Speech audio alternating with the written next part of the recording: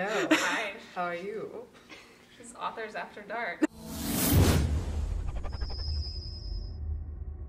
Hey guys, I'm Lindsay Cummings and I am here with Roshani. Hi. That's how you say my name. The A is silent. Roshani. The A is silent. And she is the New York Times bestselling author of The Star-Touched Queen. Woohoo! Which is an incredible book. Will you just really quick tell us what it's about? It's a Hades and Persephone retelling with Hindu mythology. So there's stuff in it, trees that grow edible gems, stuff and things, cursed stars, sexy hooded men. Just my type. So only the sexy hooded ones though. Yeah, once they show their face, I'm like, oh, it's I forced her into doing this video with me, and we might give you guys a little bit of writing advice. We might just talk, because I think we're friends now. Yeah, I think so. I like you. I think you're all right. All right. Cool. Actually, I don't like you at all. It's just lying. If you could touch a queen with any star, who would the queen be? What?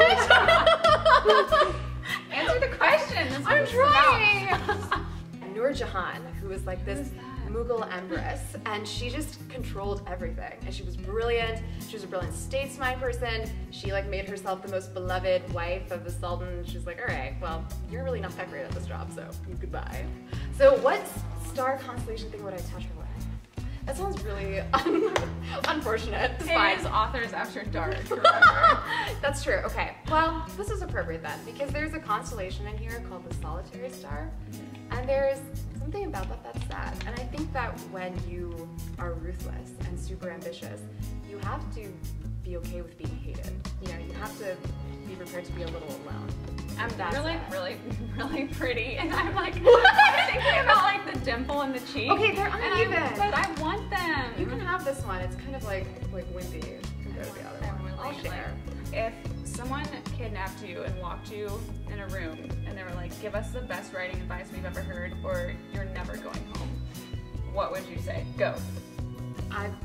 Sorry, I meow when I run out of You're stuck. Human words. I think, okay, honestly the best writing advice would be from Neil Gaiman, who said, write things and finish them. Yes. That's it. Just finish stuff that you write things and finish them. And that's the most important thing, is I think when you want to write, you have 50,000 ideas in your head and you think that one is great but you can't commit to it and you're like, what do I love more? But just pick one thing and get through it, because even if it's not the book of your heart or the book that ends up being your debut, it's still important and it definitely means something, helps you with your craft and everything else. So that is how I would free myself. Okay, that leads me to my next question. You have gorgeous hair, but if you had to choose between Neil Gaiman's hair or Donald Trump's hair, which would I choose? Okay, I would say Donald Trump's, because it's not real. I can just take it off and replace it with something else.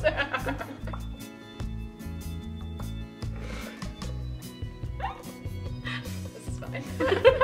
Okay, if we were to write a book together based on something that's in this room, what would we write it on? You have to pick an object, and I have to pick an object, and then we have to come up with a very quick book plot line. Okay, all right. Like a log line.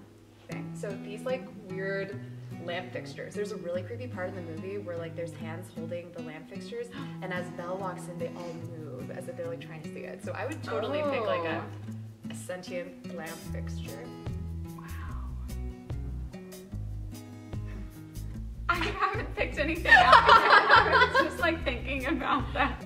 I would pick this shoe. It's a beautiful shoe. It's Sasha's shoe. I like it.